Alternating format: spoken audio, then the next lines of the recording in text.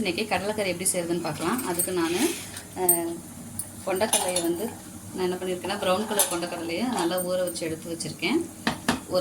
நான் இப்போ காலையில் தான் ஊறப்பட்டேன், ஒரு 3 மணி நேரம். நம்ம வடச்சட்டியில் வேக வைக்கிறதா இருந்தால் குழம்பு வைக்கிறதா இருந்தால் நம்ம என்ன பண்ணணும்னா நைட்டே ஊற வச்சிட்டோம்னா வடச்சட்டியில் வச்சோம்னா ஈஸியாக அது வெந்துடும். நம்ம குக்கரில் வைக்கிறதுனா ஒரு மணி நேரம் ஊற வச்சா போதும். அடுத்து பார்த்திங்கன்னா ஒரு பெரிய வெங்காயத்தை நீளமாக கட் பண்ணி வச்சுருக்கேன். ஒரு பெரிய தக்காளி எடுத்து பொடி பொடியாக கட் பண்ணியிருக்கேன். ஒரு பச்சை மிளகாய், ஒரு சின்ன பட்டை, ஒரு பிரியாணி இலை, 2 கிராம்பு, கொஞ்சம் சோம்பு, அடுத்து கொத்தமல்லி தழை, கருவேப்பிலை எடுத்து வச்சுருக்கேன். இது பார்த்திங்கன்னா இப்போ அரைக்கிறதுக்கு பார்த்திங்கன்னா நான் என்ன எடுத்துருக்கேன்னா அரை பெரிய வெங்காயம் எடுத்திருக்கேன், தேங்காய், தக்காளி, அரை தக்காளி, ஒரு பிரிஞ்சி இலை, 2 ஏலக்காய், அதோட கொஞ்சம் சோம்பு சேர்த்து எடுத்துக்கலாம். கொஞ்சம் சோம்பு,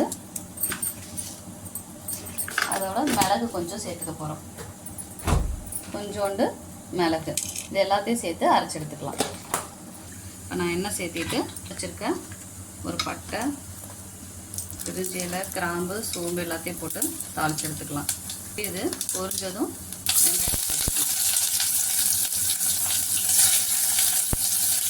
வெங்காயம் நல்லா வதக்கி விட்டுக்கலாம், கண்ணாடி பதம் வர வரைக்கும். வெங்காயம் வதங்கினதையும் தக்காளியையும் பச்சை மிளகாவையும் சேர்த்துக்கலாம். அரை ஸ்பூன் நான் என்ன போட்டுக்கிறேன்னா இஞ்சி பூண்டு பேஸ்ட் போட்டுக்கிறேன். இஞ்சி பூண்டு பேஸ்ட்டோட பச்சை வாசனை போகிற வரைக்கும் வதக்கிக்கலாம். இப்போது இஞ்சி பூண்டு பேஸ்ட்டோட பச்சை வாசனை போயிடுச்சு. இப்போ நம்ம மசாலாலாம் சேர்த்துக்கலாம். நான் இதுக்கு ஒரு 1.5 ஸ்பூன் குழம்பு மிளகா அப்படி போடுறேன். கரம் மசாலா ஒரு அரை ஸ்பூன் சேர்த்துக்கிறேன். காஷ்மீர் சில்லி பவுடர் ஒரு அரை ஸ்பூன் சேர்த்துக்கிறேன்.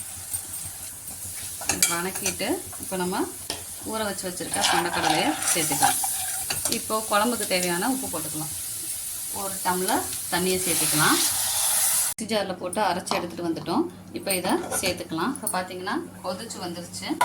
இதை கொதிச்சதும் நம்ம அரைச்சி எடுத்த தேங்காய், தக்காளி, வெங்காயம், சோம்பு, ஏலக்காயெல்லாம் போட்டோம் இல்லையா, அதை இப்போ இதில் சேர்த்துடலாம். சேர்த்துட்டு இன்னும் கொஞ்சம் தண்ணி விட்டு இந்த ஜார்லேருந்தே அலசி ஊற்றிக்கலாம். மூடி விட்டு ஒரு 3லேருந்து 4 விசில் இல்லைன்னா 5 விசில் கூட விட்டு எடுத்துக்கலாம். இப்போ ஒரு 4 விசில் விட்டுருக்கேன். இப்போ நல்லா வெந்துருச்சு. இப்போ இதை தாளித்து கொட்டிக்கலாம். இப்போ இதை குழம்புல சேர்த்துக்கலாம்.